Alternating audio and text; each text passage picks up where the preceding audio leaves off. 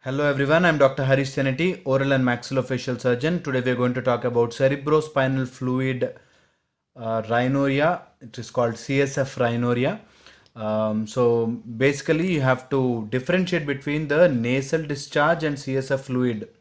CSF fluid appears more watery, and if you do a quantitative glucose test, it is more than 45 mg per dl. This is what you actually needed for the examination, that is 45 mg dl. Okay, so it appears salty also. It tastes salty, right? So other than that, CSF rhinorrhea, how do you evaluate? And in detail, if you see, most commonly seen in mid face fractures and upper face fractures, Leafort 2 and 3, usually you see cerebrospinal fluid.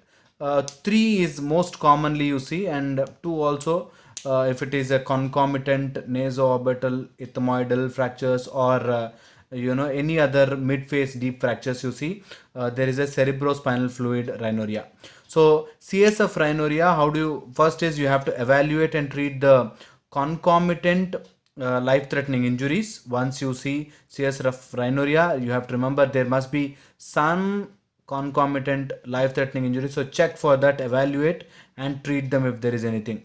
Then stabilize the neurological state, evaluate on the Glasgow Coma scale, and you can stabilize the neurological state. Once that is done, then reduce the facial fractures without a nasal packing. All right, nasal packing will always confuse you or give you a false understanding about CSF rhinorrhea. So do not do nasal packing when it is have some watery or nasal discharge. Okay, reduce the facial fractures and see. So what are the diagnostic procedures you run to evaluate and come to a diagnosis of CSF rhinorrhea? Is the quantitative glucose, as I told you, it should be more than 45 milligrams per deciliter, and then glucose oxidase assay or beta 2 transferrin assay, or halo or target sign test you normally see on the pillows. It appears like a halo test or a target sign test, and plain films or CT, MRI, whichever can give you a view about the mid face fractures and the upper face fractures, you can get them done. And then CT cysternography, this is also an AIMS question. For CSF rhinorrhea, they do CT cysternography.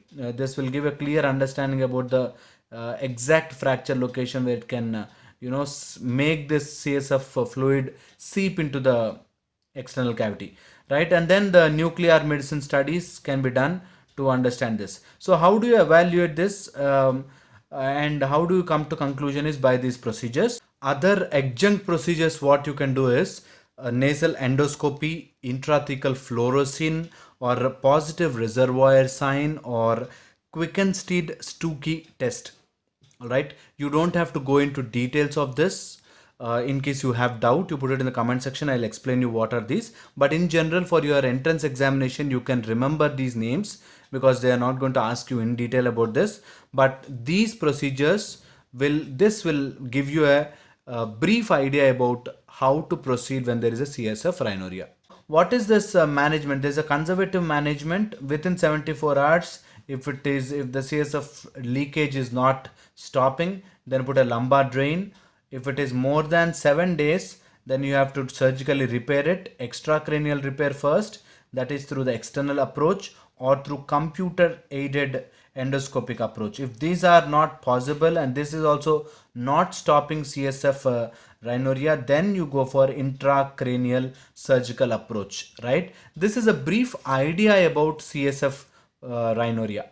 More than enough for UG students or post-graduation entrance examinations. This information is more than enough, and if you need further details, if you need something else in cerebrospinal fluid rhinorrhea, you can put it in the comment section and I can answer you.